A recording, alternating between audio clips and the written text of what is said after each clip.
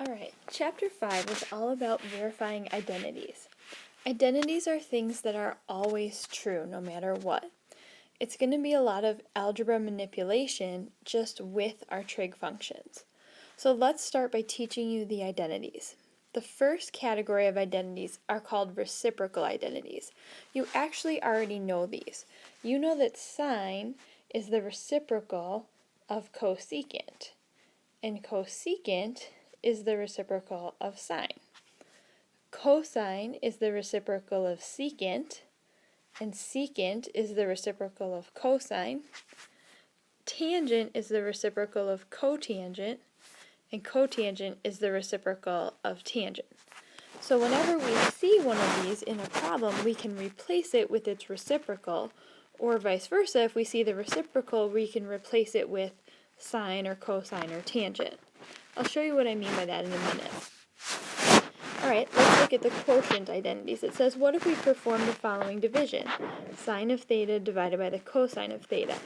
What does sine of theta and cosine theta equal in terms of x, y, and r? Hopefully you remember that sine is y over r and cosine is x over r. So if we divide those, y over r divided by x over r, we can do our same change flip, y over r times r over x, and we get y over x. What trig function does that ratio represent? Y over x is actually tangent. So what we can say is tangent is actually equivalent to sine of theta over the cosine of theta, because tangent is y over x. Remember when we thought of sine being y and cosine being x when we think of our quadrantals? It's the same idea here. We can also flip that and look at cotangent and think of that one as the cosine of theta divided by the sine of theta. These reciprocal identities and the quotient identities also work with squares. So if you saw sine squared of theta, you could rewrite that as 1 over cosecant squared of theta. Or if you saw tangent squared theta, you could rewrite that one as sine squared over cosine squared. The next category of identities we're going to look at are the negative angle identities. So it says assume theta is in quadrant 1. Then negative theta would be in quadrant 4. Is the trig function in question positive or negative in quadrant 4? So if we think about sine is positive in quadrant 1, but in quadrant 4, sine is negative. So the sine of negative theta is actually equal to the negative sine of theta, because it becomes the negative value. Cosine, on the other hand, is positive in quadrant 4. So the cosine of a negative angle is the same as the value of the cosine in quadrant 1. Tangent, like sine, goes back to being negative. So that one's going to be equal to negative tangent theta. These are things you eventually want to get memorized. So sine is negative, cosine stays positive, and tangent is negative. Alright, the last category we're going to talk about today are the Pythagorean identities. Just like the title implies, these come from the Pythagorean theorem. So remember the Pythagorean theorem. If x squared plus y squared equals r squared, and we divided both sides by r squared, we get x squared over r squared plus y squared over r squared equals 1. Which is the same as me saying x over r squared plus y over r squared equals 1. Now, if we replace the ratios with the trig function, we would get cosine squared plus sine squared equals 1. X over r is cosine, y over r is sine. So the way that we normally memorize this is sine squared theta plus cosine squared theta equals 1. Similar ones to this, we have tangent squared theta plus 1 equals secant squared theta, and 1 plus cotangent squared theta equals cosecant squared theta. An important thing to note is that the negative angle and Pythagorean identities cannot be squared or unsquared. So we can't just square root sine squared plus cosine squared equals 1 and say sine of theta plus cosine theta equals 1. That is not true. We can manipulate these Pythagorean identities though. So if we wanted to solve for sine squared, we could say it's equal to 1 minus cosine squared, or cosine squared is 1 minus sine squared. Alright, so let's go ahead and use what we learned on that first page to try to verify some trig identities. Some things to keep in mind. The first step is always going to be to change everything into sines and cosines. Those are what we're most familiar with, they're easiest to work with. Then we're going to look for identities. The ones that are often difficult to find are the Pythagorean identities. So we want to look for those whenever we can. Besides that, we're going to remember all of our algebra skills. Are there basic math operations to do? Can we FOIL? Can we distribute? Can we get common denominators to add fractions? Should we factor? All of those things we're going to keep in mind as we verify identities. Now, when we verify identities in our class, I always want you to only work with one side of the equation. And then you're going to show that the left-hand side equals the right-hand side. So for this first one, I'm going to start with the left-hand side, and I'm going to start by replacing everything with sines and cosines. So we learned on the front that tangent is sine of theta over the cosine of theta.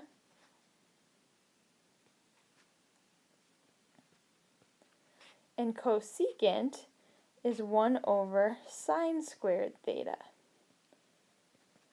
Now, with my algebra skills, I can see that a sine theta on top and a sine squared on the bottom can cancel out. So I have cosine theta and 1 sine theta left on the bottom. I'm going to rewrite that as two fractions, 1 over the cosine times 1 over sine. And then I'm going to replace 1 over cosine with secant and 1 over sine with cosecant, which is the same as what I have on the right-hand side.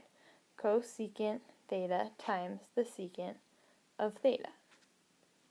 Check. Now let's try the second one. Again, I'm going to start by thinking about which side is more complicated. What can I do more with?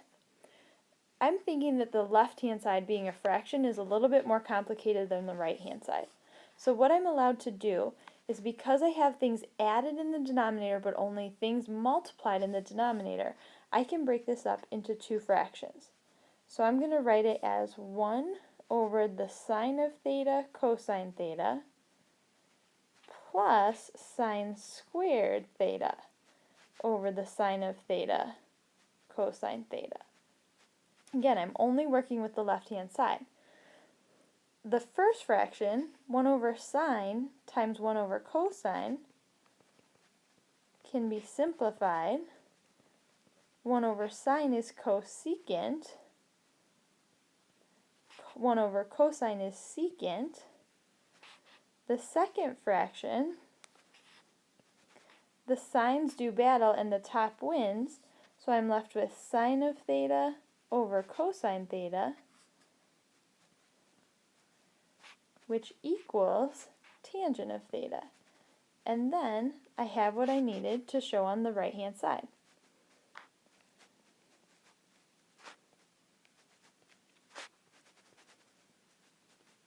So as you can see, this is just a whole lot of algebra manipulation to show the left-hand side equals the right-hand side. Let's try a couple more. I'm going to work with the left-hand side again. I'm going to start by replacing everything with sines and cosines. Cotangent is cosine over sine. Cosecant is 1 over sine. In order to combine those, I need to get common denominators, which I actually already have. So I'm just going to say this is 1 plus cosine theta on the top over the sine of theta on the bottom, and that's what I needed on the other side. We know that the order of addition can switch, so it doesn't really matter if you write it 1 plus cosine theta or cosine theta plus 1. It's the same. For this next one, I'm going to do the same kind of technique where I try to get common denominators. So I've got 1 over cosine squared theta, and then minus 1, I'm going to call 1 cosine squared theta over cosine squared theta. So when I combine this to one fraction, I've got 1 minus cosine squared theta over cosine squared theta. Now the cosine squared thetas do not cancel because of this addition and subtraction sign right here in the numerator. So don't cancel these. What I do want to recognize is that this 1 minus cosine squared theta is actually my trig identity for sine squared. Remember the Pythagorean theorem ones that we talked about last? So I can replace that whole thing with sine squared theta over cosine squared theta, and sine over cosine is actually tangent by the reciprocal identity. So this is tangent squared theta equals tangent squared theta. Alright, so this last page of the notes is just reminding you of some of your algebra skills. It says, let's compare. How do these two problems differ? The first one has a plus sign in the denominator. The second one is all multiplication in the denominator.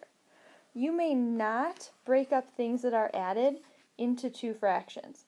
This is not equivalent to 1 over cosecant plus 1 over secant. It is not equivalent to that. The second fraction, though, you are able to break this down into 1 over cosecant times 1 over secant because multiplication can be broken down. So pay attention. Addition in the denominator cannot be broken up. Multiplication in the denominator can. So if we remember algebra, you could think of it this way. X plus y over 3, you can break up the addition in the numerator to x over 3 plus y over 3.